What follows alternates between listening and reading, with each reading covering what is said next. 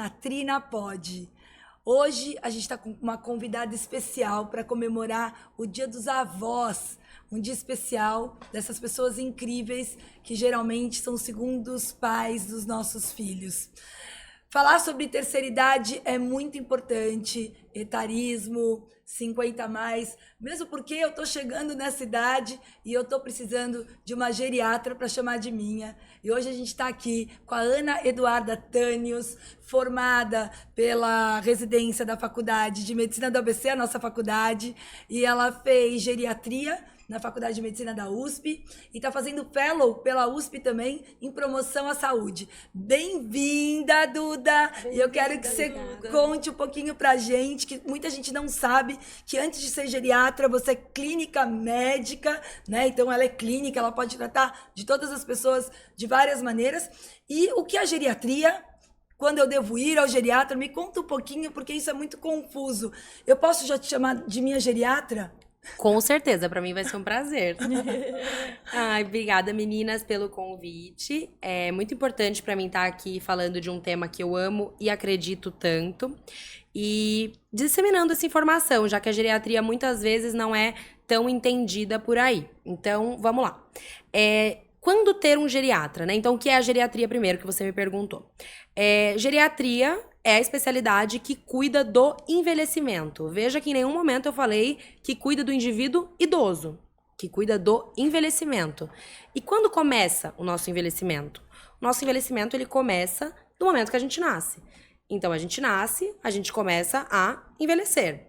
A gente tem o pico de todas as nossas funções, de osso, de músculo, de memória, aos 30 anos. Depois dos 30 anos, é aquela famosa coisa, né?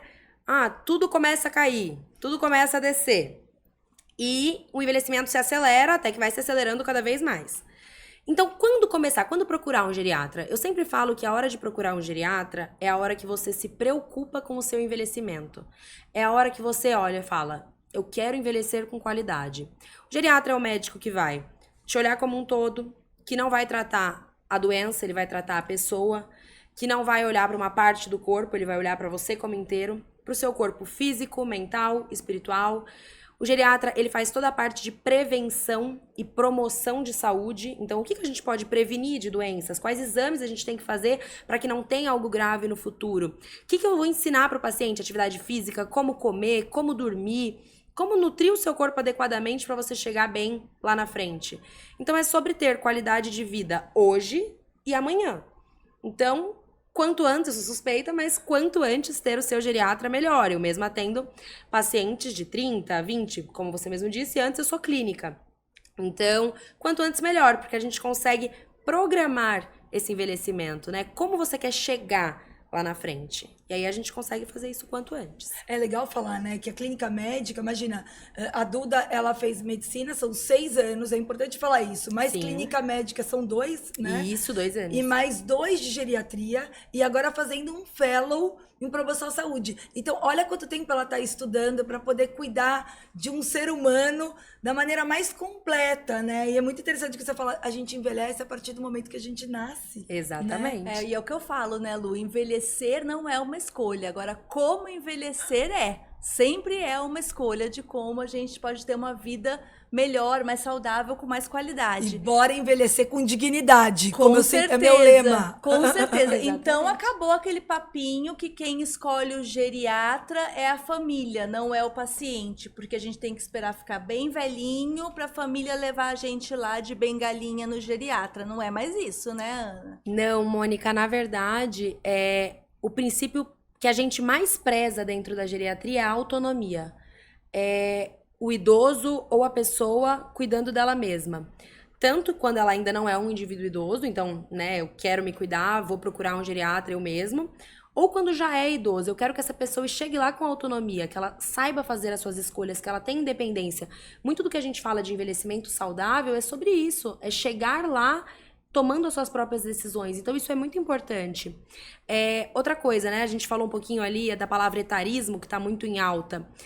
Não é porque o indivíduo é idoso que ele não sabe escolher, que ele não sabe qual médico ele quer, que todo indivíduo idoso tem problema de memória. Então a gente precisa começar a desmistificar isso. Então, claro, ainda há uma grande procura dos geriatras pelos filhos, né? Que escolhem, conhecem e levam. Ainda há, infelizmente, uma certa resistência do indivíduo. Mas eu vou no geriatra? Eu não tô velho. Como se velho fosse ser algo ruim. Ser velho não é ruim. Quantos anos você tem? Eu tenho quase 50, né? Quase 50. E eu se a também. gente for ver as gerações das nossas mães, das nossas avós, essas mulheres de quase 50 e 50 a mais estavam fardadas ao fim da vida. Pronto, então Né? assim... Ficar dentro de casa, cuidando de filho, sem nenhuma perspectiva profissional. E hoje a gente vê que na nossa geração e as gerações que estão vindo, cada vez mais as mulheres estão envelhecendo melhor, estão ganhando espaço no mercado de trabalho, respeito. A gente às vezes está no auge da nossa carreira. Então, essa questão de agora você já está com uma idade que você não pode mais isso, não pode mais aquilo, eu acho que caiu por terra. Ou olhar e falar assim, mas você tem 50? Né? Eu me Com sinto um narizinho muito um pouco... melhor com 50 do que aos 20. Eu acho que eu tenho a maturidade que a idade me dá. Eu acho que eu tô fisicamente muito melhor do que aos meus 20 anos. Então é incrível que apesar da idade, eu lembro quando eu via minha mãe aos 50 anos, eu achava ela uma senhora. E eu não me sinto assim. Né? Então é incrível como hoje também muda, né? Eu acho que são muitas gerações vivendo ao mesmo tempo e como essas gerações veem esse envelhecimento de maneira diferente, né? E acho que a gente tem que também desmistificar e tirar tabus. E eu até te pergunto, que é um tema super interessante, e sexo na terceira idade? Pode? Ótimo. Sexo na terceira idade. Não pode. Deve. Contanto que você queira. Então, vocês mesmos falaram, né? Quase 50 anos, tô aqui com duas mulheres lindas, bem-sucedidas, inteligentes.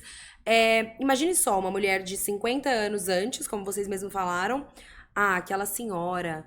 Ah, já teve os filhos, já cumpriu o papel. Ah, tá na hora de se aposentar. Infelizmente, recentemente, a gente teve um caso na mídia daquela mulher que nem idosa era, de 40 anos, que foi fazer faculdade e foi chamada pelas colegas de faculdade de velha e que ela deveria se aposentar. Gente, falar que a pessoa é velha demais pra isso, hoje em dia, é cafona. Então, tá fora de moda. Eu acho que se a gente pode aprender algo com a nova geração, com tudo que a gente tá vivendo e falando sobre etarismo, tá muito feio falar isso. A gente pode o que a gente quiser.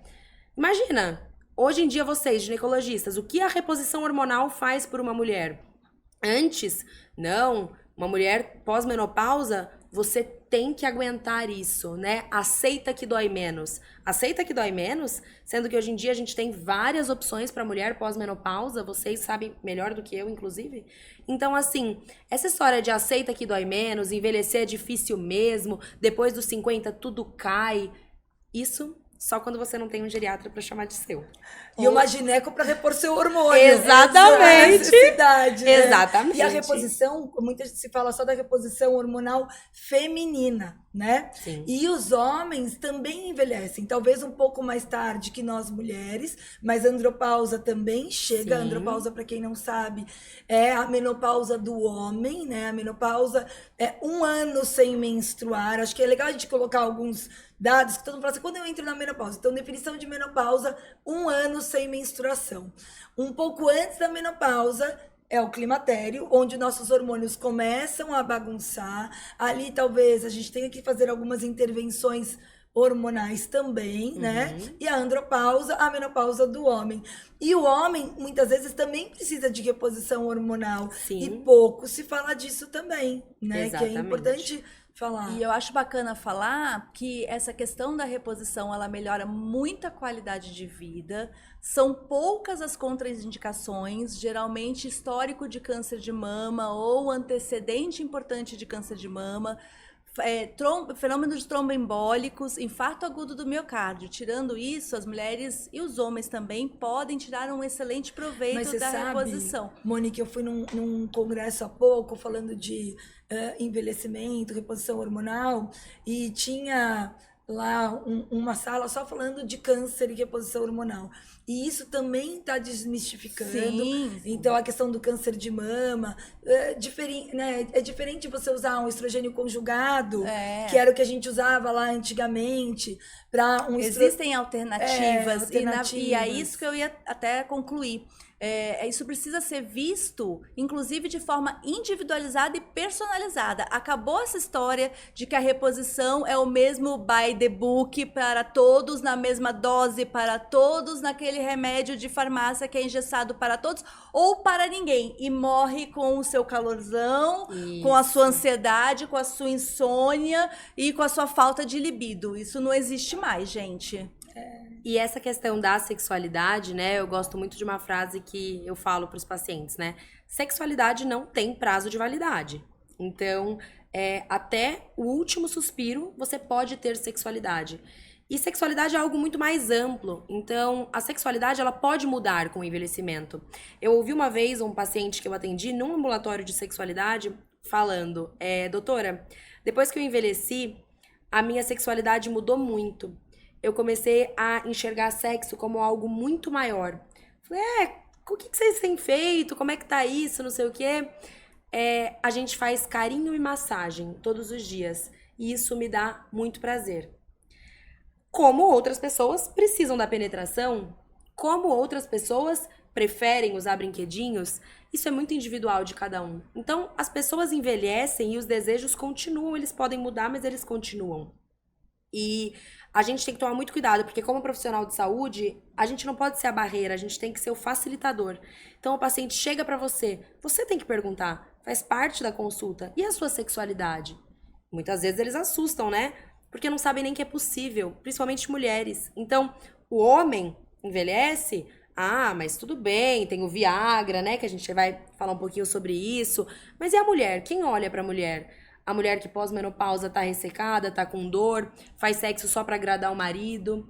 Sem saber que, às vezes, além da reposição, existem outros recursos. Você tem os lubrificantes, hoje os hidratantes vaginais, o recurso do laser, que pode melhorar o ressecamento, o trofismo da mucosa vaginal, e tudo isso tá aí, né? Exato. Basta a gente informar e elas terem o acesso médico devido a essas informações. Todo mundo fala muito do rosto, né? Então, o rosto é aquilo que a gente vê. Então, eu falo assim, que no rosto a gente consegue ver muito o que acontece no nosso envelhecimento, né? Então, o nosso rosto vai perdendo colágeno e ele vai, de uma maneira vulgar, vai desabando, né? E isso acontece também na nossa vagina. É que a gente não vê, mas a gente sente. Então, a perda hormonal diminui o trofismo. Até a cor. Eu falo que uma vagina mais jovem, quando você vai fazer o exame especular, Papa Nicolau, ela é mais pink, né? Uma vagina de uma senhora hipoestrogênica, com pouco estrogênio, já na menopausa, ela é um rosinha claro. Né? Então, a reposição hormonal ajuda nesse trofismo. Eu não posso só ajudar a reposição hormonal, eu tenho a questão de colágeno. E muita gente fala assim, tá bom, doutora Lu, eu vou tomar colágeno via oral, que eu vou super arrasar. Não, eu tenho que estimular esse colágeno. Então, eu faço laser pro meu rosto, pra minha pele ficar bonita, mas eu esqueço que a minha vagina também precisa ser estimulada em relação ao colágeno. E é isso que o laser vaginal faz. Ele faz uma ablação, né, por laser, fazendo o estímulo de fibroblastos que produzem o colágeno. Nome difícil, mas significa que o laser faz uma espécie de queimadura para que essa vagina estimule colágeno. Ai, doutora Lu, mas isso deve doer. Não dói, é indolor. Eu digo que às vezes incomoda quando tá mais na portinha, perto da vulva, que tem mais terminação nervosa, e às vezes para colocar o gradil, para fazer o laser, você precisa saber, né? A gente gineco sabe super colocar, mas não é todo mundo que tem essa habilidade, porque como ela tá senhorinha e tá mais atrófica essa vagina, você tem que ter um cuidado na hora de fazer a inserção, né? Sim. Então, eu acho que a gente tem muita coisa legal, e para pensar não só na estética, e sim na funcionalidade, porque a gente tem que sentir prazer. Exatamente. Né? E Lu, você falou um ponto muito importante, que é a questão, né, das opções que a gente tem, mas a gente precisa entender o porquê essa paciente não tá transando. Então, é simplesmente assim, tá fazendo sexo? Não. A consulta não acaba aí. Por quê?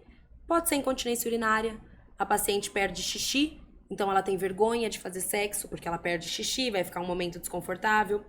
Pode ser que ela tenha uma relação conflituosa com esse marido. Então, libido não é ali na hora do sexo. Libido é na hora do companheirismo, da casa, da relação construída ao longo dos anos. Pode ser que essa paciente tenha uma relação super ruim com o marido. Ela não vai ter prazer com ele mesmo. Pode ser que esteja havendo uma traição conjugal. E aí, né? Também isso afeta a libido. Então, muita gente fala, não tá tendo libido ou não tá fazendo a relação sexual, hormônio, terapia, remédio. Mas espera aí, e as relações sociais? Como é que tá essa família? Como que tá essa relação? Pelo que essa mulher já passou? Quais os medos dela? Quais os desejos? O quanto ela foi reprimida durante a vida sobre sexualidade? O quanto falaram pra ela que mulher só serve pra reproduzir? Às vezes é um trabalho de desconstrução mesmo, pra reconstruir. Então, ou até acreditar que por ter a idade, ela não tem mais direito. Isso. Muitas vezes elas falam, ai, doutora, mas eu tô velha demais pra isso. Agora, eu preciso obrigar essa paciente? O óbvio também precisa ser dito, né, gente? Ninguém é obrigado a fazer sexo. Às vezes a crença é tão grande e a pessoa já tem uma sensação de missão cumprida. Por quê? Muitas vezes o sexo pra aquela mulher foi ruim. Foi um sexo reprodutivo, foi um sexo pra suprir o marido, pra agradar o marido. Muitas vezes essa mulher nunca teve um orgasmo. Essa mulher não gozou. Ela abria pro marido gozar, ela usava o sexo pra ter filhos, e quando o marido dela não quer mais sexo, quando ela já teve os filhos, missão cumprida. Então ela nunca viu o sexo como algo prazeroso. Pode ser que depois dos 80 não seja mesmo. Mas a gente precisa perguntar, a gente precisa dar a chance dessa pessoa querer ou não. Eu não posso inferir que você é idoso, você não faz. E a outra coisa é o tempo de relacionamento, né? Eu tô casada há 21 anos, com meu marido há 26, quase 27. Então você tem um tempo muito grande com aquela pessoa. E muitas vezes, quando você quer conquistar uma pessoa, é muito legal, né? Eu falei, acho que em outro podcast, do não esquecer de sempre namorar, né? De sempre cuidar daquele outro, né? Então, às vezes a gente esquece, porque já conquistou, já casou, já tá ali. Então, o sexo só faz parte daquilo semanalmente, mas simplesmente não tem um carinho, né? Não tem aquele cuidar do outro, né? Em situações estressantes, você tá lá estressadíssimo, com 1000 problemas. Não, mas no final de semana tem que transar. Não, entendeu? De repente, é o que você falou. O problema não é hormonal, é resolver algo que de repente tá mal resolvido. E um relacionamento, um casamento de tantos anos, é isso. É a arte de se reconquistar todos os dias. Senão isso acaba. Sim. Né? E entender que existe também uma diferença entre os sexos, né? O homem, ele tem uma libido muito mais ligada de fato ao órgão sexual. A mulher, ela tem uma libido muito mais corporal, né? Então não é só vulvar, é o beijo no cangote, é o estímulo da mama, é a palavrinha ali no ouvido. Então a gente entender também que existe uma diferença e que o que às vezes é o essencial pra gente não é o essencial do parceiro e que a gente precisa estar ali equilibrando as duas necessidades. Sim. E eu tenho até uma paciente que falou pra mim algo uma vez, eu achei muito legal. Ela falou, doutora, hoje em dia eu sinto tesão quando meu marido busca as crianças na escola. Isso pra mim é tesão. Isso. Olha que legal. E Olha assim, que bacana. essa é a definição de tesão pra ela. Quando ela vê o marido tendo uma atitude legal, contribuindo, sendo parceiro, gera tesão. Ela chega em casa, ela tem vontade. Agora, brigas, discussões, traições, enfim, qualquer coisa que esteja deixando a pessoa, não adianta, a gente pode dar o hormônio que for. Então é sempre entender o que tá acontecendo. A sexualidade é algo muito amplo. E assim, nem toda sexualidade é igual. Então, às vezes uma pessoa que não consegue fazer penetração ou não gosta, um carinho já é a sexualidade. Então a gente poder viabilizar isso mesmo, individualizando cada caso. E a gente tá aqui falando muito das mulheres, né? Até porque nós somos duas ginecologistas, mas vamos falar um pouquinho dos homens, porque também é muito comum, né, a gente ouvir na consulta assim: ah, doutora, no nosso caso, as mulheres, né, relatando, meu marido já tem mais de 50 anos, não sobe mais, mas é assim mesmo. É assim mesmo? E eu vou aproveitar essa pergunta da Moni e te perguntar, Viagra infarta? Pode usar ou não? Acho que é legal também falar isso, né? Sobre esse tema, já que a gente tá falando do subir ou não. Excelentes perguntas. Acho que a gente vai ter 2 perguntas para desmistificar muito. É muito importante que a gente saiba o que é normal e o que não é normal do envelhecimento. Não subir não é normal. Disfunção erétil não é normal. Pode e deve ser tratado quando o indivíduo quiser. O que é normal do envelhecimento? Quando a gente envelhece, falando da sexualidade masculina, então feminina já falamos, né? Mulher mais ressecada, menos hormônios, pode ficar ali com aquela dificuldade de lubrificação. Ok. E o homem? A ereção é menos prolongada, dura menos tempo, né? Pode ser de menor intensidade também, ficar menos duro. O líquido que sai é menor, e isso é uma coisa muito interessante. Às vezes, o homem vê o líquido saindo pouco quando ele envelhece e ele acha que ele não está tendo prazer. Então gozou pouco, saiu pouco conteúdo. Então quer dizer que não está suficiente? A mulher fica encanada. Ué, por quê? E a falta de comunicação começa aí. E aí começam os problemas. Agora, Viagra infarta? Não. Viagra não infarta. E é muito bom desmistificar isso, porque tem uma lenda urbana, né? Então vamos falar sobre esse tema. Vamos falar sobre isso com bastante delicadeza. Então, assim, é claro que tirando, né, a associação de Viagra com outros remédios utilizados no infarto, por que o Viagra faz? Ele dilata o vaso sanguíneo, aumenta o sangue ali e vai aumentar a ereção. Se a gente usa outro remédio que dilata o vaso também, e os vasos do coração dilatados, isso sim, pode predispor. Mas, tirando o contexto da associação com outro remédio, esse que a gente usa geralmente no infarto. Uma pessoa normal, outra que estiver na rua, não tô com a ereção legal, quero tomar Viagra. O que infarta é a atividade física do sexo que o Viagra proporciona, não o Viagra. Então, se você pegar uma pessoa que fica o dia inteiro no sofá, comendo salgadinho, tomando cerveja, fumando, o tiozão do churrasco, não anda meio lance de escada e vai tomar o Viagra e quer subir no teto na hora do sexo. Esse cara infarta. Ele infartou por causa do Viagra? Não, ele infartou pelo esforço físico que ele não faz há tempos e por conta de todos esses fatores de risco, o salgadinho, o sedentarismo, a pressão alta, a cervejinha, o cigarro, a artéria do coração estava entupida, mas ninguém sabia que estava entupida. Ele não tinha dor. Mas como vai ter dor se ele não se mexe? Não faz esforço? E aí ele foi subir no teto com o Viagra e infartou. Não é o Viagra, são os hábitos de vida que levaram ele a ter uma doença cardíaca ao longo do tempo. E quais são os bons hábitos de vida para um envelhecimento saudável, Duda? Pronto. Quando a gente fala de envelhecimento saudável, isso é muito individual, né? O envelhecimento saudável, o que é um envelhecimento saudável para você? Pode ser que você me fale, eu quero ser ativa, eu quero ser independente, eu quero viajar o mundo, eu quero fazer sexo. Eu tenho pacientes com envelhecimento bem-sucedido acamados e pacientes com envelhecimento bem-sucedido, mal-sucedido, inclusive, né? Correndo maratona. Então, existe uma ampla situação nesse sentido.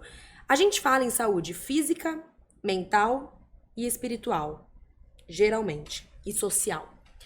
O indivíduo que estabeleceu boas relações ao longo da vida, que tem amigos, que tem família, que se sente satisfeito com a rede que construiu, com o trabalho que construiu, que tem uma sensação de satisfação com a vida. Esse indivíduo pode ter um envelhecimento bem-sucedido mesmo tendo 10 doenças e dificuldade de mobilidade. E um indivíduo fit, que corre maratona, mas que não teve boas relações sociais, não teve uma boa relação com a espiritualidade, consigo mesmo, tem um padrão de negativismo, de baixa resiliência. A gente sabe que resiliência melhora expectativa de vida. Pessoas resilientes vivem mais, os estudos mostram. Resiliência, capacidade de agir quando existe algo adverso, né? Um problema. Então, é muito distinto. Cada um pode ter um envelhecimento bem-sucedido diferente. Mas se eu puder te dar uma receitinha de bolo, que geralmente a grande parte das pessoas tem um envelhecimento bem-sucedido, não seja sedentário. Percebam que eu não falei para fazer atividade física. Falei para não ser sedentário. O simples fato de você não ficar sentado e deitado o dia inteiro Já melhora a sua qualidade e expectativa de vida. Ao invés de pegar o elevador, pega a escada. Ao invés de ir de carro, vai a pé. Anda com o cachorro. Se movimenta durante o dia, não fica deitado o dia inteiro, sentado. Deixa a garrafa de água um pouco para lá, o celular um pouco para lá, não trabalha com a impressora do lado. Levanta. Então, não seja sedentário. Outra coisa, faça exercício físico. Qual? O que você fizer. O que você gostar. Mas se eu tiver que te dar uma dica para o envelhecimento saudável tenha músculos. Né? Eu tenho uma pessoa muito querida que me ensinou muito na geriatria que fala: perca dinheiro, mas não perca músculo no envelhecimento. Músculo é sinônimo de autonomia e independência.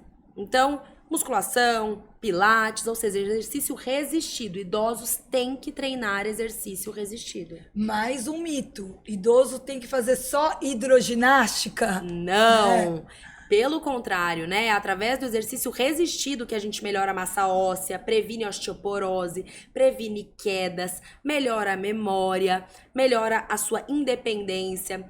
Eu falo para os pacientes, faça musculação para levantar da cadeira em 10 anos. Faça musculação para se limpar no banheiro daqui 10 anos. É isso. Faça musculação para pegar o seu neto no colo em 10 anos. Eu tenho pacientes de 60. Vamos pegar um paciente de 60 e um paciente de 80. Paciente de 80 que fez musculação a vida inteira, paciente de 60 sedentário. Esse paciente de 60, você pode ver ele de bengala curvado. E o paciente de 80 pode estar carregando sacola de mercado e subindo a ladeira. Qual você quer ser? E eu posso começar esse exercício a qualquer momento da minha vida, porque veja bem, Duda, eu tô aqui vestindo a minha carapuça, porque eu não sou a pessoa super do exercício, a doutora Mônica me dá bronca direto. Eu gosto de caminhar, eu gosto de andar de bicicleta, eu gosto de dançar, mas musculação não é o meu forte. Ou seja, dá para mudar e eu ainda melhorar a qualidade do meu envelhecimento? Com certeza, Lu, nunca é tarde. Então, assim, você já bate o primeiro ponto, que é você combate o comportamento sedentário. Não ser sedentário e fazer qualquer coisa chega a ter mais benefício do que quando você faz alguma coisa e aumenta a intensidade. Então, o maior benefício é quando você sai do sedentarismo e faz qualquer coisa. Então, parabéns, reforço positivo para você. Agora, você tá 10. Eu, como sua geriatra agora, quero você 11. Então, o que nós vamos fazer? Colocar uma atividade resistida. Nunca é tarde. Tenho pacientes que começam a musculação com 80 anos, pacientes que começam a musculação com 70, pacientes com 90 fazendo musculação. Entendam, a musculação não é estética só, é também, mas não é só estética. Musculação é para você ter independência e autonomia. Músculos fortes vão te garantir que você cuide da sua própria vida e tenha qualidade de vida. Então, pilates, exercício com elástico, musculação, o que você quiser, mas precisa trabalhar os músculos. O que acontece é que existe um preconceito até nas próprias academias. Então, a academia não é um ambiente muito confortável para o idoso. Um monte de gente jovem, às vezes muita paquera. Ah, olha só esse velhinho aí, né? O etarismo que a gente ainda vive. Então, não é um ambiente confortável. E muitas vezes não é um ambiente seguro. Porque é um personal para cada milhões de pessoas. A gente precisa fazer um treino, principalmente para o indivíduo idoso que está sedentário, um treino que seja supervisionado, que seja seguro. E tem muito equipamento ali que pode até machucar se ele não tiver uma supervisão adequada, né? Exatamente. Aí a pessoa fica achando que aquele lugar não é para ela. E vejam, eu tive uma paciente esses dias que me falou. Ela começou a fazer musculação por insistência minha. Nunca me senti tão bem, tô me sentindo ótima. Melhorou sono, melhorou memória, melhorou humor, parou de cair. Excelente. Ela me falou, mas eu vi uma reportagem na TV uma vez sobre o benefício da musculação na terceira idade e procurei uma academia para fazer. O profissional da academia falou, senhora tem certeza? Esse lugar não é para a senhora. Por que a senhora não faz hidroginástica?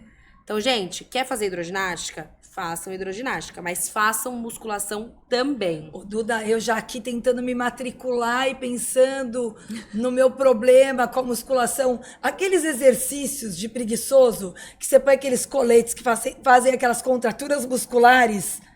Eu posso fazer isso aí? Já serve também ou não? Lu, eu sou old school com a musculação. Então eu tenho que pegar... Agacha. Eu tenho que agachar. Agacha. Agachar, eu agacho no parto bastante, Moni. Então tá tudo certo. Mas falta a O pezinho. O bebê não a serve os 3 quilos. consistência, vamos dizer assim. Tá bom. Né? Manter uma consistência. Exato. Tudo nessa vida é constância. Treine membros superiores. Mulher tem que treinar membro superior. Mulher tem que treinar perna. Mulher tem que ser forte. Mulher, homem, todo mundo tem que ser forte para viver com qualidade. E um outro tema que é super importante, a gente tá falando de exercício físico, falar um pouquinho de alimentação, né? Ótimo. E eu acho legal a gente falar, eu vou te dar um exemplo, eu, Lu, na época da faculdade, quando eu entrei na faculdade lá 30 anos atrás, eu por um tempo fiquei sem comer carne vermelha, né? Por propósito, porque eu cansei. E quando eu fiquei sem comer carne vermelha, eu senti que eu fiquei, a minha parte de memória me prejudicou um pouco. Daí, como eu tô super adepta a estudar sobre envelhecimento saudável, porque eu quero envelhecer com dignidade, esse virou meu lema, eu fui numa das palestras e falou que a deficiência de B12 poderia piorar a questão da demência. Isso é real, então alguém que é vegano ou vegetariano pode ter uma predisposição maior a ter demência por deficiência vitamínica ou não? Isso é mito. Tá. Então, alimentação seria o outro pilar que eu ia falar, né? Eu falei não sedentarismo, exercício físico, entra a alimentação e outras coisas também, mas em relação à alimentação. Qual é a melhor dieta? A melhor dieta é a que você faz, é igual ao exercício, é o que você faz, é ter constância, né? E ter uma alimentação saudável. Eu sou muito contra, Lu, a demonização dos alimentos, principalmente no envelhecimento. A gente sabe que a perda de massa muscular no idoso é algo muito importante que se acelera ao longo do tempo. E você restringir, não coma isso, não coma aquilo. O idoso que já está perdendo peso, e leia perder peso no idoso, é perder músculo. E leia perder músculo como perder independência e autonomia. Então, é o terror do geriatra, idoso emagrecendo, perdendo músculo. Então, assim, dietas restritivas nunca são o melhor caminho, mas uma alimentação saudável. Agora, uma dieta que é a minha queridinha, e a queridinha dos estudos, né, que mostram muitos benefícios. Redução de câncer, redução de diabetes, redução de infarto, redução de AVC e redução de demência. Você quer diminuir a sua chance de ter todas essas doenças? A dieta do Mediterrâneo. A dieta do Mediterrâneo é a queridinha. Então, o que nós boa podemos... para lipedema também. Então, é muito boa. É uma dieta anti-inflamatória, né? Muito boa. Explica um pouquinho o que é a dieta do Mediterrâneo. Isso, a dieta do Mediterrâneo, a gente, como o nome já diz, né, é uma dieta das regiões mediterrâneas, então Itália, França, Grécia, Croácia e por aí vai, e ela tem uma pirâmide que eu gosto muito. A base da pirâmide, ou seja, aquilo que tem maior quantidade nessa dieta são frutas e verduras. A gente sobe mais um pouquinho, o que ainda tem em grande quantidade são as gorduras boas. Então, oleaginosas, azeite, abacate. Sobe mais um pouquinho, o que também tem que estar bem abundante nessa dieta? Peixes, sardinha, entre outros. Carnes brancas, por exemplo, frango, um pouquinho menos do que o peixe. E lá no topo, ou seja, o que você tem que comer bem pouquinho, carne vermelha, né? A gente recomenda carne vermelha para uma vida saudável, para um envelhecimento saudável, uma vez na semana. E alimentos ultraprocessados, né? Tudo aquilo que é muito colorido, tudo aquilo que vem no saquinho. Inclusive, saiu um estudo recente muito importante mostrando a relação entre o consumo de alimentos ultraprocessados, batatinha frita, sanduíche, sorvete, bolacha, tudo que é tudo menos alimento. É o famoso desembalar menos e descascar mais. Exatamente. Não use podrão. Esse estudo, ele mostra que o consumo de ultraprocessados está relacionado com um maior declínio cognitivo. Pessoas perdendo memória. Então, muita gente fala, né? Ai, como prevenir Alzheimer? Que medicamento? O que eu uso? O que eu tomo? Não é o que você toma, é o que você faz. E é o que você faz ao longo da sua vida. Aí, sobre a sua pergunta de B12, Lu, a deficiência de B12 é uma das causas reversíveis de demência que a gente fala. Toda vez que chega um paciente no consultório com queixa de memória, isso pode ser pelo menos 10 coisas antes de Alzheimer. Todo mundo acha, né? Tô perdendo a memória, é Alzheimer? Pode ser muitas outras coisas reversíveis, que você trata e o problema de memória melhora. Aí a gente precisa fazer uma avaliação clínica, uma avaliação laboratorial, e a deficiência de B12 é uma dessas. Então, o paciente com a B12 super baixa pode estar com declínio de memória, como pode estar com formigamento nas pernas, afeta a questão neurológica. Deficiência hormonal. Eu já tive pacientes chegando no consultório desesperadas, dizendo assim, eu nunca vou me esquecer, Mônica, eu vou perder o emprego. Eu tô desesperada, eu vou perder o emprego porque eu não consigo fazer mais nada no meu trabalho. Se eu não anotar na hora, passa 2 minutos, eu esqueci, e o meu chefe tá ficando super bravo comigo, eu vou perder o emprego, eu não sei o que tá acontecendo. E era uma paciente numa menopausa precoce. Sim. E pós-Covid, a questão do perda de memória no pós-Covid. Então, acho que é legal a gente falar um pouquinho sobre isso também, né? Sim, Lu, a gente tem a síndrome pós-Covid, né? Então, indivíduos com perda de memória, com fadiga, muito cansados. E no envelhecimento, isso, Covid, nem se fala. Existem idosos antes da pandemia e idosos depois da pandemia. Qual que foi o grande problema? Isolamento social, aumento dos casos de demência, aumento da perda muscular, paciente ficando mais dependente. Então, sim, existe o pós-Covid, existem as deficiências vitamínicas, por isso, se você for fazer alguma dieta mais restritiva, escolher ser vegano, vegetariano, tenha um acompanhamento médico e um acompanhamento nutricional para repor as suas vitaminas. Muito cuidado com baixa ingesta proteica. De novo, gente, eu acho que se tiver que sair daqui sabendo uma coisa músculo é a chave para o envelhecimento saudável. E como a gente consegue músculo? Treino, proteína, forma boa noite de sono, gerenciamento de estresse, mas treino e proteína. Então, perder peso não comendo proteína é uma tragédia. E leite é vilão? Pelo amor de Deus, deixem o leite em paz. Deixem o leite em paz. Já demonizaram o ovo. Ovo, inclusive... Tem uma piada que fala, né? Que o leite fala, meu Deus, ninguém gosta mais de mim. Aí o ovo fala, fica tranquilo, isso passa. Isso vai passar.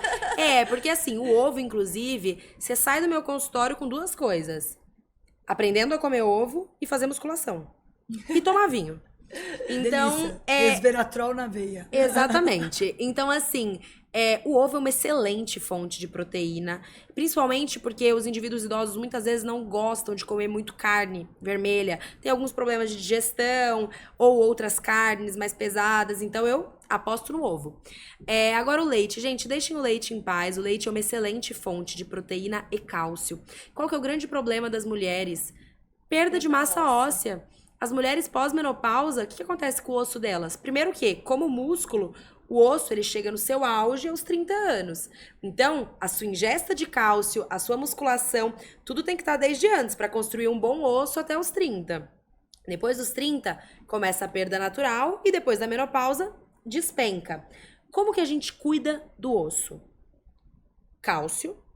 Vitamina D adequada, e não leiam intoxicação por vitamina D, a vitamina D nos níveis adequados, acima de 30. A vitamina D, é bom a gente explicar que ela é o carrinho que leva o cálcio para dentro do osso. Então não adianta a gente ter o cálcio se o carrinho não levar ele para o lugar certo. Exato. E a vitamina D também é importante para a imunidade. Mas o que está acontecendo é que hoje a gente está tendo intoxicação de vitamina D. Porque virou moda suplementar de forma inadequada. A gente tem que ter muito cuidado com isso. Exatamente. Então, assim, cálcio, vitamina D, musculação. E, quando necessário, remédio para osteoporose. Mas esses são os pilares básicos do tratamento do osso. E o cálcio, onde são as principais fontes de cálcio? Queijo, leite, iogurte.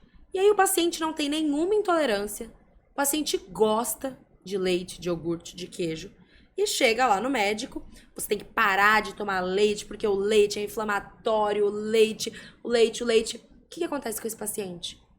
Ele para de comer a fonte de cálcio que ele comia e ele piora o osso. Ele para de comer muitos alimentos que ele comia, que contém leite e derivados. E proteína. E proteína. Ele perde peso e ele perde músculo. Esse paciente chega no meu consultório com fragilidade, caindo, com dependência, precisando de ajuda para fazer as coisas, baixo peso, e a hora que eu vou entender o que aconteceu, foi uma dieta. e alguém fala, isso é velhice, é normal. É normal. Ele cai mesmo. Ele é cai normal. mesmo. E aí, aproveitando esse gancho, Duda, eu queria até contar uma historinha aqui, né? Que eu acho que a gente tem que tomar cuidado para não normalizar as coisas que acontecem no envelhecimento. O idoso está caindo? Isso é normal. O idoso não lembra das coisas? Isso é normal. O idoso está fazendo confusão? Isso é normal. Você sabe que meu pai, né, tá super bem, saudável, tal, e há um pouco tempo atrás ele começou a ter uma dificuldade de marcha, ou seja, uma dificuldade para caminhar. E isso vindo, ele começou a andar com uns passinhos curtos, um pouco arrastando o pé, sem tirar o pé do chão. E todo mundo olhava e falava assim, não, é da idade, isso é normal. Até meu pai falava isso, né? Meu pai, você tá andando meio esquisito, o que que tá acontecendo? É normal, né? Que eu já tô aí 70 a mais, isso é normal. Mostrei até para uns amigos meus neurologistas que falaram, não, isso é da idade, fica tranquilo. E eu achando aquilo esquisito. Até que ele começou a ter umas quedas, né? Umas quedas. E de vez em quando eu encontrava com ele, tinha um bracinho ralado, um machucadinho na mão. O que foi isso? Não, é porque eu tropecei ali e é normal. Eu tropecei acolá e é normal. Até que um dia ele chegou na minha casa desesperado, porque meu pai, ele fala que ele nasceu de óculos, né? Ele tem um problema visual e ele usa óculos desde verdade que ele nasceu, né? Desde bebezinho. Então ele tem muita dificuldade sem o óculos, então ele tem muito cuidado com o óculos, ele inclusive tem um óculos reserva, porque ele sem o óculos atrapalha muito a qualidade de vida dele. E ele chegou em casa desesperado, porque precisávamos ir no shopping consertar o óculos dele que tinha caído e quebrado, e ele estava usando reserva, e aí ele tinha medo de quebrar o reserva e ficar sem óculos. Eu falei, mas como você quebrou seu óculos? Eu tomei um tropeção e caí. E aí eu falei, isso não é normal. Isso não está normal. E perturbei ele, levei num neurologista muito bacana, um colega nosso muito bacana, achando que o meu pai podia estar desenvolvendo Parkinson. Falei, meu pai tem uma alteração da marcha, tá com idade e tá desenvolvendo uma síndrome de Parkinson. E o neuro olhou, examinou, um profissional muito bom, falou, Mônica, isso não é Parkinson. Falei, é velhice? Né? E ele olhou e falou, pode até ser, mas pode não ser. A gente precisa investigar, a gente não pode deixar passar e banalizar e fingir que não está vendo o que você está vendo, que era essa dificuldade da marcha. E aí meu pai fez exames, tal, fez uma ressonância magnética e a gente descobriu que meu pai estava com uma hidrocefalia. É uma doença chamada hidrocefalia de pressão normal. Tô contando a história aqui porque é meu pai, a gente tem autorização para isso. E é uma doença silenciosa, né, que evolui com alteração da marcha, uma tríade, alteração da marcha, alteração do sistema urinário, né, perda urinária e demência. O meu pai tinha somente um sinal inicial, que facilmente poderia ter sido ignorado e falado, é do envelhecimento, né? Ele tropeçou porque tá aí com idade e acontece. E se a gente não tivesse olhado, ele poderia ter evoluído para sintomas muito mais graves, inclusive uma demência que seria irreversível, né? Ele fez uma cirurgia, hoje ele é um paciente valvulado, que a gente chama, né? Que é o tratamento para hidrocefalia, e ele anda normalmente, e ele não tem mais nenhuma alteração.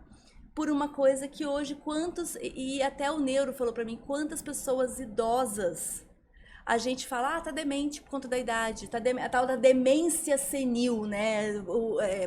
Popularmente se usa muito esse nome, é uma demência senil, e na verdade tem alguma patologia que a gente simplesmente ignorou, atribuiu à idade, e essa pessoa tem uma perda de qualidade de vida importante de algo que poderia ter sido facilmente revertido, né? Então, eu queria que você falasse um pouco sobre essa questão da demência do idoso e a banalização desse quadro. E até eu acho que podia contar um pouquinho a diferença da demência do Alzheimer. Tá. Que eu acho que às vezes fica confuso. Tá, joia, meninas. Mônica, seu pai sofreu etarismo. O etarismo, ele não é só eu olhar pra você e falar, você tá velho, sai daqui, seu velho. O pior etarismo é aquele que é velado. Ele é o que mais grita, né? Só que ninguém tá escutando. Então, seu pai sofreu um etarismo por ele estar com uma doença que ninguém quis investigar, porque ele é velho, nem ele quis. Porque ele acha que velho é assim mesmo. Velho não cai, velho não esquece, velho não tem...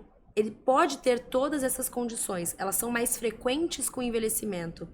Mas isso não é um envelhecimento saudável. O idoso saudável não cai e quebra o fêmur. Um idoso saudável não tem cansaço para andar. Um idoso saudável não perde 10 quilos de peso. O idoso saudável não vai ter esse tipo de problema, não esquece. Tá? A gente tem alterações normais do envelhecimento, mas são muito diferentes das doenças. Então, quando a gente coloca tudo no mesmo saco, a gente está fadando esses indivíduos a não ter um diagnóstico e ter um desfecho muito ruim. Seu pai, ele poderia não ter sido tratado, ter várias quedas graves, ter quebrado algo, ter batido a cabeça, e ele poderia evoluir com uma demência irreversível. Porque se você não trata esse aumento de líquido na cabeça e fica ali, depois não adianta fazer a cirurgia. E ele poderia ter facilmente sofrido etarismo por profissionais, porque a gente vê. Então, o que eu luto muito para falar é, na dúvida, gente, encaminhem. Na dúvida, mandem para o especialista da pessoa idosa. Pode não ser normal, e a grande maioria das vezes não é normal. Outra coisa, o idoso deprime? Não. O idoso não é deprimido. A incidência de depressão aumenta, tem uma chance maior, porque fica mais isolado. Mas todo idoso é deprimido? É normal ficar dentro de casa, chorando? É normal não ter vontade de fazer mais nada? É normal não transar? Não, não é normal. Então, não vamos normalizar isso. E será que eles não deprimem mais porque, por sofrer etarismo, perdem qualidade de vida? Com certeza. O etarismo, inclusive, está associado à diminuição da expectativa de vida. A gente tem dados mostrando o aumento da mortalidade com o etarismo. Justamente por isso. As condições de saúde, elas passam, ele não é tratado. O meu avô, ele estava com anemia esses dias. O meu avô é ótimo, o meu avô é funcional. Ele tem várias doenças, mas ele tem um envelhecimento bem-sucedido. Ele tem várias doenças, mas ele vai todos os dias no sítio alimentar as galinhas dele. Ele tem várias doenças, mas ele dirige. Meu avô tem um envelhecimento bem-sucedido, embora ele tenha tido infartos, que é aquilo que eu falei, né? Pra vocês da singularidade do envelhecimento bem-sucedido. Meu avô teve uma anemia, que todo mundo foi falando que é assim mesmo, que velho tem anemia mesmo. Meu avô tinha câncer de intestino. Não quiseram fazer colono nele, mesmo vendo uma massa na tomografia, porque ele era velho demais para fazer colono. Aí eu tive que entrar e dizer que ele não é velho demais para ter um diagnóstico e um tratamento. E aí o meu avô fez a cirurgia e tá ótimo. Poderia não ter ficado. Então, muito cuidado quando a gente fala que é velho demais para isso. Além de cafona, é perigoso falar isso. Sim. E não existe demência senil. Porque se a gente fala demência senil, a gente tá falando que quando a gente envelhece, a gente tem demência. E demência é uma doença. E aí entra, Lu, a sua pergunta de a diferença de demência e Alzheimer. Alzheimer é um dos tipos de demência. O principal tipo de doença neurodegenerativa que a gente tem. Mas existem várias outras. Existem a demência também vascular, que é do cara que tem AVC, infarto, carótida obstruída, que é muito frequente na nossa população. Existe demência por corpos de Levy, que é uma outra patologia. Existe a demência associada à hidrocefalia de pressão normal do seu pai. Qual que é a definição de demência? Você tem uma piora cognitiva. Entenda, cognição não é só memória. Por que a gente acha que demência é memória? Porque a mais comum é a do Alzheimer. E o que é mais comumente afetado no Alzheimer é a memória. Mas a gente pode ter demência num paciente que alterou o comportamento. O paciente era de um jeito, começou a mudar completamente a personalidade. Tá ficando agressivo, tá ficando hipersexualizado. Opa, é outra área do cérebro. A área da memória é uma, a área do comportamento é outra. Ou o paciente mudou a linguagem, a forma de falar. A área da linguagem é outra. Então, demência é a perda de um domínio cognitivo, que pode ser memória, linguagem, comportamento, entre outros, com a perda da funcionalidade. Então, não basta ter o problema da memória, por exemplo. Isso tem que impactar no seu dia a dia. Porque se você olhar pra mim e falar assim, Duda, eu esqueço várias vezes a mesma coisa, eu tenho que voltar, o que eu tava falando mesmo? Onde eu deixei aquela coisa mesmo? Isso impacta no seu dia a dia? Não, não é demência. Um idoso que esquece algumas datas, algumas coisas, mas ele vive o seu dia a dia normalmente, isso é demência? Não. A gente tem o declínio cognitivo subjetivo, que é quando eu tô com uma queixa de memória, doutor, eu tô com perda de memória. Eu vou avaliar e não é nada. O comprometimento cognitivo leve, que você tem mesmo a perda, você tem a perda de memória, por exemplo, mas isso não impacta no dia a dia. Quando impacta, é demência. Pode ser de Alzheimer ou não. Outra coisa importante falar, muitos pacientes que chegam esquecidos com o diagnóstico de demência é depressão. A depressão é um importante diagnóstico diferencial. Você trata a depressão do paciente, ele melhora a memória e foi embora a tal demência. E muitas dessas doenças são crônicas, a gente não consegue, não são agudas, não é como uma dor de garganta que você vai ali dar o antibiótico, você resolve aquele evento, mas elas têm tratamento que lentifiquem o desenvolvimento delas ou até estabilizem isso. Eu já vou até usar a minha geriatra para fazer uma consulta. Eu morro de medo de ter demência. A minha avó paterna teve Alzheimer após os 75, 70 e poucos anos. E eu morro de medo de ter demência. E eu tenho uma trombofilia hereditária grave, onde eu precisei, na minha gestação, usar anticoagulante. Nas minhas 2 gestações, o meu irmão teve um tromboembolismo pulmonar, mesmo sendo atleta, não bebendo, não fumando. Também tem autorização para falar isso. E a minha preocupação, você falou da questão vascular e demência. No caso de alguém que tem uma trombofilia hereditária grave, precisa usar o anticoagulante desde sempre ou não é necessário? Ou o famoso, depois de uma certa idade, usa AS. Como é que é isso? Tá. Então, vamos lá. A questão de doença crônica com tratamento. Mônica, os tratamentos para demência são muito limitados. Tratamentos medicamentosos. Existem novas drogas no mercado que estão surgindo, já aprovadas nos Estados Unidos, ainda não vieram para cá, com um potencial que não é legal, ainda com os estudos que a gente tem hoje. Os remédios que a gente tem, eles têm uma melhora muito pequena e alguns pacientes nem toleram. Então, a gente tem uma limitação grande no tratamento de demência hoje, o que é um problema, porque a demência, ela só cresce no nosso país e no mundo. Então, a gente estima aí um aumento de 206% dos casos de demência até 2050. Até porque a expectativa de vida, está com a aumentando. pandemia agora ela deu uma caidinha, mas com o desenvolvimento, né, da medicina, da qualidade de vida, do envelhecimento saudável, a expectativa de vida ela vem num crescente. Isso, então assim, vai aumentar muito os casos de demência. Qual que é a chave aí? São os medicamentos da demência? O melhor tratamento, não só para demência, mas o melhor tratamento para tudo é a prevenção. E por isso que eu escolhi trabalhar com promoção de saúde, porque eu quero prevenir as doenças. Eu quero o que a gente pode fazer antes para a gente reduzir o nosso risco. A gente tem estudos muito claros. Quantos % dos pacientes, dos casos de demência, poderiam ser prevenidos se a gente tratasse estilo de vida? No mundo, 40% e no Brasil, 48%. Então, 40% ou 48% desses casos seriam evitados se você fizesse tudo aquilo que a gente falou antes. Combatesse o sedentarismo, fizesse atividade física, tivesse uma alimentação saudável, entre outros, né? Não fumasse, tratasse as doenças cardiovasculares. E então, assim, morre de medo de ter demência? Ao invés de pensar, o nosso pensamento ele tem que começar a mudar. Que medicamento eu tomo como eu tenho que cuidar da minha saúde? Que hábitos eu tenho que mudar? Bora fazer exercício. Bora fazer exercício. E eu quero trazer aqui também, já que a gente está falando disso, do estilo de vida prevenindo as doenças, do câncer, né? Que é algo que está muito presente na nossa população e que piora muito a qualidade, expectativa de vida.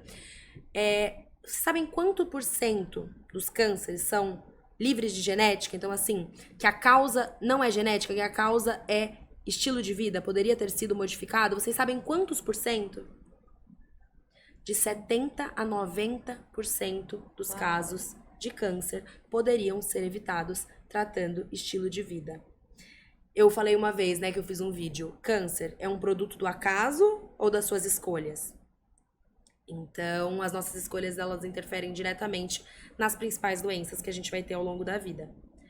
E em relação à trombofilia, Lu, acho que é importante você acompanhar isso, né? E ver a indicação da trombofilia de ter ou não anticoagulação. Em relação à demência, não existe indicação de fazer isso profilático. Então, eu vou usar um anticoagulante para evitar demência. O que a gente tem bem estabelecido é nos pacientes com arritmia, né, com fibrilação atrial, aí sim a gente tem que tratar, porque aumenta o risco de ir aqueles trombos para o cérebro e aumenta muito a chance de demência. Mas a chave sempre é estilo de vida, prevenção, promoção de saúde. O que a gente puder prevenir, a gente trata com muito mais facilidade. E cuidar da doença crônica para que ela não gere qualquer Exatamente. consequência, inclusive a demência, né? Exatamente. Então, assim, uma pessoa que tem doença cardiovascular, já teve infarto, tem alteração na carótida, tem doença dos vasos do coração, já teve AVC, essa pessoa já tem isso, tá tudo perdido? Não, a gente faz um bom controle dessas doenças para que isso não gere ou diminua o risco de gerar uma grave consequência. Então, nunca é tarde demais, gente. Quanto antes, melhor. Mas nunca é tarde demais. E lembrar, né, que conforme a gente vai passando pelo envelhecimento, uma das coisas que acontecem é uma diminuição da efetividade do nosso sistema imunológico, que é o nosso sistema de defesa. Então, se a gente não promove saúde, a gente também fica mais suscetível às infecções, fica mais suscetível ao câncer, porque o câncer nada mais é do que uma transformação de uma célula normal numa célula anormal. Uma pessoa que tem um sistema imunológico eficiente, ela vai combater essa célula e evitar que ela se prolifere. Mas se a gente não cuidar disso, a gente vai estar ainda enfraquecendo mais nossos soldadinhos e favorecendo o aparecimento dessas doenças. Mas acho que a gente também tem que falar que tudo em excesso faz mal. Inclusive o uso de vitamina. Ótimo, obrigada, Lu. Aqui então a gente tá aproveitando para desmistificar tudo. Todo mundo vai sair daqui malhando, tacando multivitamínico no lixo. É isso aí, gente. Então vamos lá. Primeira coisa, a questão do multivitamínico. Idoso tem que tomar vitamina? Todo mundo tem que tomar vitamina? Vitamina mal não faz? Não é bem assim. Então, a gente já tem estudos demonstrando que repor vitaminas que não estão em falta no nosso corpo não trazem benefício, então a gente não altera a chance de morrer, não altera a chance de ter doença cardíaca, não tem desfechos positivos em saúde. E isso, gente, eu falo de estudos grandes, estudos bem conceituados e estudos já antigos. É até engraçado que essa polêmica, ela ainda existe, né? Vitamina, mas isso já tá muito bem estabelecido. Repor o que não está em falta não vai ajudar em nada. Mas será que atrapalha? Porque já que não ajuda, tem aquele pensamento, né? Mal não faz. Faz. Então, a gente tem hoje em dia o boom da vitamina D, né? A gente sabe que existem casos de intoxicação de vitamina D, doses elevadas, e a vitamina D ela pode prejudicar o rim e o paciente fazer hemodiálise, né? A gente já tem casos de paciente fazendo hemodiálise por intoxicação de vitamina D. Reposição de outras vitaminas, vitamina E, vitamina A, beta-caroteno. Existem estudos mostrando que podem aumentar a mortalidade com essas vitaminas. Então não é mal, não faz. Excesso de ferro até altera o hábito intestinal, da obstipação intestinal, dificuldade para evacuar. Então Exatamente. Isso é importante dizer. Vitamina C pode dar até lesão de pele, excesso. Exatamente. Então é importante a gente falar Eu sobre costumo isso. falar para os pacientes, eu falo, o corpo ele não tem um saquinho embaixo do braço que ele fala assim, o excesso eu vou guardar aqui para quando faltar. Não, o excesso ele tenta jogar fora e ele tentando jogar fora, ele sobrecarrega os nossos sistemas de eliminação, que são principalmente o urinário e o intestinal. Né? E aí, já que a gente tá nesse papo super desmistificando e falando o que é realmente baseado em evidência, o que realmente funciona para sua saúde, parem de injetar coisas na veia e nos outros lugares. Sem necessidade, né? Sem necessidade. Soros coloridos para melhorar a imunidade. O máximo que você vai fazer é um xixi bem caro, né? Então, E colorido. Então, tem indicação de reposição? Repõe. Geralmente deficiência de B12, de vitamina D, de tiamina, né, que é a vitamina B1. Então existem algumas indicações específicas de reposição de vitaminas e minerais. Que o médico precisa avaliar de forma individualizada. Individualizada e séria, né? Então, assim, o que realmente vai te ajudar?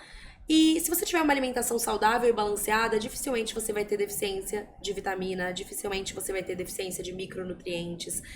A grande chave é que a sua saúde ela não precisa ser comprada em cápsulas, né? Ela pode ser comprada na feira, ela pode ser preparada em casa. Eu ia falar isso, vamos receitar ir à feira. Isso! Andando! Andando! Aí você já combate Né? o alimento ultraprocessado, o sedentarismo. E você falou da parte do sistema imunológico, eu acho que tá muito na moda falar de inflamação. Acho que é importante trazer isso aqui. Existe um conceito que chama inflammaging, que é a inflamação do envelhecimento. Quando a gente envelhece, com aging, né, o envelhecimento, o nosso corpo vai ficando mais inflamado. Então, a gente aumenta o risco de algumas doenças, tá? E como que a gente combate inflamação? De novo, gente, dificilmente vocês vão errar a resposta se a resposta for estilo de vida, hábitos de vida. Você não erra a pergunta se a resposta for estilo de vida. Pode até ter outra coisa, mas você não erra. Então, a gente combate essa inflamação do envelhecimento, a gente melhora ela também com os hábitos de vida. E também diminui a chance das infecções, diminui a chance de doenças cardiovasculares, de câncer, que é uma doença inflamatória. Então, a gente consegue combater essa inflamação assim. Duda, para fechar, que o nosso tempo infelizmente está acabando. Ah, mas eu tenho uma dúvida antes de fechar, porque essa é uma coisa que aconteceu então com a minha família. Então vai, você, depois a gente... meio tabu, depois eu faço né? a última pergunta. E até pergunta. para você explicar, porque isso foi um problema na minha família. Viagra em mulher. E não estou dizendo para melhorar a sexualidade. Pode ser receitado, ele tem uma função cardíaca também. Eu estou dizendo isso porque foi um tabu na minha família, porque minha avózinha, que já foi embora, é uma pessoa muito importante na minha vida. Fico emocionada, porque era realmente uma pessoa incrível, que dirigiu até os 90 anos, sendo mulher, né, numa época. E receitaram para ela Viagra, e não foi um não, foram alguns. E os meus pais chegaram desesperados em casa, dizendo: Lu, isso pode, não pode? Acho que é legal falar sobre isso, que não é talvez a medicação mais correta, né? Tem outras alternativas, mas se receita para mulher e para quê? Isso, então a gente não fala do uso do Viagra para questão sexual, né? Aqui a gente está falando de uma questão de uma doença cardíaca. Como eu disse, o Viagra ele é um vasodilatador, então ele aumenta a dilatação dos vasos e ele pode ser utilizado para algumas doenças como insuficiência cardíaca, hipertensão da artéria pulmonar. Então existem algumas indicações bem específicas. Tem que tomar bastante cuidado porque é uma medicação com efeitos colaterais, pode dar bastante dor de cabeça, pode dar bastante alteração da pressão, principalmente nos indivíduos mais idosos. Então, sempre a gente tem que tomar muito cuidado com medicação. Mas sim, e não deve ser, nossa, ela tá tomando Viagra, parece que já vem algo assim, né, da parte sexual só. E aí, de novo, o preconceito, né? Mas ela já é idosa, mas ela é mulher, o Viagra é pro homem, o homem pode. Então, muito cuidado, né, sempre com os nossos preconceitos, mas entender o que realmente tem indicação. E quando a gente fala de colocar um remédio para um paciente, isso entra muito para o multivitamínico. Não é só mais um remédio, é o que a gente chama de polifarmácia. O indivíduo idoso ele já toma remédio para diabetes, para pressão, para tireoide e alguns outros mais. Colesterol. O multivitamínico, ele é mais um remédio. E ele não é ele é 10. Porque se existem 10 composições dessa fórmula, são 10 remédios. Então, a gente tem que ter muita cautela antes de prescrever qualquer coisa ou de usar qualquer coisa deliberadamente. Então vamos lá, para fechar, que eu acho que é uma questão também importante para a gente falar do envelhecimento. Vamos falar um pouquinho sobre vacinação do idoso. Ótimo. O que a gente precisa preconizar, tomar cuidado, como atualizar? A gente acha que só criança precisa ser vacinada, né? Precisa ser protegida preventivamente, mas existem aí umas vacininhas para os idosos também que são importantes a gente estar atento. E a gente, inclusive, agora está num surto de zoster, que eu acho que é importante a gente falar, de varicela zoster, né? A questão de quem já teve catapora, não teve. Então, acho que é importante falar sobre isso. Ótimo. Super importante. Eu disse que ninguém sai do meu consultório sem prescrição de atividade física, de vinho e aprendendo a comer proteína, né? Mas ninguém sai do meu consultório sem atualização do cartão vacinal. Faz parte da consulta de promoção de saúde. E é engraçado que quando eu pergunto, né? E o seu cartão vacinal? Nossa, Nem tenho mais nem isso, tenho. doutora. Minha mãe perdeu lá em 1900 e Preciso bolinha. procurar, ninguém nunca me perguntou isso, porque as pessoas não perguntam mesmo. Mas faz parte da consulta do geriatra, porque é essencial, né? É essencial para promoção de saúde, para prevenção. Então, a gente tem algumas vacinas que são bem básicas para o indivíduo adulto e o indivíduo idoso. Eu gostaria de destacar a vacina do Zoster, que é a partir dos 50 anos. Então, assim... Herpes zoster, pessoal. Isso. O herpes zoster é o quê? Aquele famoso cobreiro, né? Aquela lesão que dá muita dor. E como que a gente tem o herpes zoster? A catapora lá da infância, que é o vírus varicela zoster. Esse vírus, ele teve a catapora, fica paradinho lá no nervo. E aí, lá pra frente, quando a gente tem aquela envelhecimento do sistema imunológico, que a imunidade cai, porque o envelhecimento também diminui a imunidade, pum, o vírus aparece e dá o herpes zoster. Ah, são só as lesões? Não, não é só isso. Esse paciente ele pode ficar com dor crônica. Quem já teve herpes zoster sabe que é uma dor excruciante e não é só a dor daquele momento. Pode gerar uma dor que acompanha ele pro resto da vida, piorando tudo que a gente está tentando buscar aqui, que é a qualidade de vida. É um vírus que ataca a inervação, o sistema neurológico. Então, ele pega o seu nervo e é como se ele deixasse aquela fiação desencapada. Exatamente. E fica dando curto-circuito ali por muito tempo. E a outra coisa que é importante, que é uma lesão nervosa. E a lesão na pele é como se fosse a erupção do vulcão. Isso. Ela pode acontecer ou não. Então tem paciente que fala, eu tô com uma dor insuportável aqui, né? Pode ser... Geralmente acompanha o caminho do nervo. Então qualquer região, então ela tem um caminho. Então o paciente ele te diz aonde tá. Não necessariamente aparece a lesão, como eu te falei, a erupção do vulcão. O vulcão pode estar contaminado lá embaixo e ainda não ter chegado na pele. E talvez aí até o tratamento seja melhor antes de ele chegar até a lesão na erupção. O melhor tratamento, de novo, é a prevenção. Então, assim, a gente tem uma vacina hoje, a gente tem 2 vacinas, na verdade, e isso, assim, a partir dos 50 anos, que o ideal é que você tome para não ter o herpes zoster, né? Para prevenir. Mas e quem já teve herpes zoster? E quem já teve catapora? Todo mundo tem que tomar. Todo mundo já teve Isso catapora. É Isso é uma premissa, né? Se eu tenho herpes zoster, eu tive a catapora. Sim. Agora, e se eu já tive herpes zoster? Eu preciso tomar a vacina? Precisa. Porque a gente diminui a chance de você ter de novo e a gente diminui a sua chance de ter essa dor crônica, a dor da lesão do herpes. Então, o herpes é uma das vacinas. A gente tem a vacina da gripe, que é anualmente, tá? A vacina da pneumonia, que muita gente não conhece. Então, assim, da gripe, campanha, todo mundo fala, lá, anual. E a vacina da pneumonia, a partir dos 60 anos, que tem 2, né? Também a vacina da pneumonia, a vacina de tétano, que é a cada 10 anos, vacina da hepatite B, 3 doses, febre amarela. E aí a gente tem várias. Do Covid, que eu não posso deixar de falar, que graças à vacinação nós tivemos um desfecho diferente da doença, que é o desfecho que nós estamos vivendo hoje. Infelizmente, nós passamos por um período de muito negacionismo em relação à ciência e à vacina, mas só quem trabalhou na pandemia, só quem atendeu e só quem está atendendo os pacientes da pandemia sabe como foi devastador.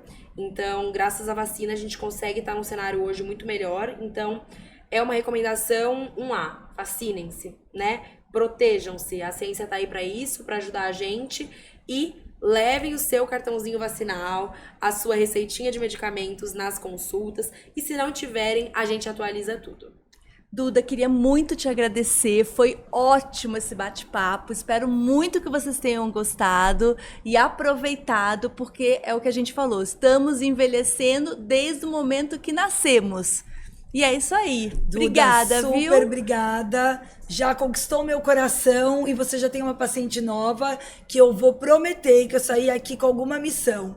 Eu vou melhorar minha qualidade de vida, a minha alimentação, eu vou à feira, porque é ali que está o meu polivitamínico. Isso. Eu vou fazer exercício físico. Isso. E eu vou, de preferência, cuidar para que não tenha nenhuma doença crônica. E se tiver, eu vou cuidar. Acho que essa é a lição de casa principal. Vou me vacinar também e colocar todas as minhas vacinas em dia, que já estão em dia, mas acho que essa é a nossa lição de casa. Super obrigada pelo seu tempo, pela sua disponibilidade. Você é uma pessoa muito especial e acho que a gente tem que levar esse conhecimento para mais longe e desmistificar o etarismo, né? As pessoas mais velhas, afinal de contas, eles têm uma sabedoria que nos ensinam a serem pessoas melhores, né? Obrigada. Obrigada a vocês, meninas. Foi um prazer estar aqui, poder desmistificar isso. Vocês entenderam bem a lição de casa. E eu acho que a gente pode deixar uma hashtag aqui, né, Mônica? Pra gente dar essa força também. Hashtag TreinaLu. Hashtag TreinaLu. Adorei. É isso aí, galera. Quem concordar comigo e com a Duda, assina aqui embaixo, escreve, comenta e coloca. Vamos aí, doutora Lu. Ó, eu vou começar a postar meus treinos para vocês me incentivarem. Porque aqui, por enquanto, é aquele time da Odorfina, sei lá como é que fala. Mas eu entendi que eu vou treinar a doutora Lu. Põe o hashtag pra gente poder treinar. Beijo, pessoal.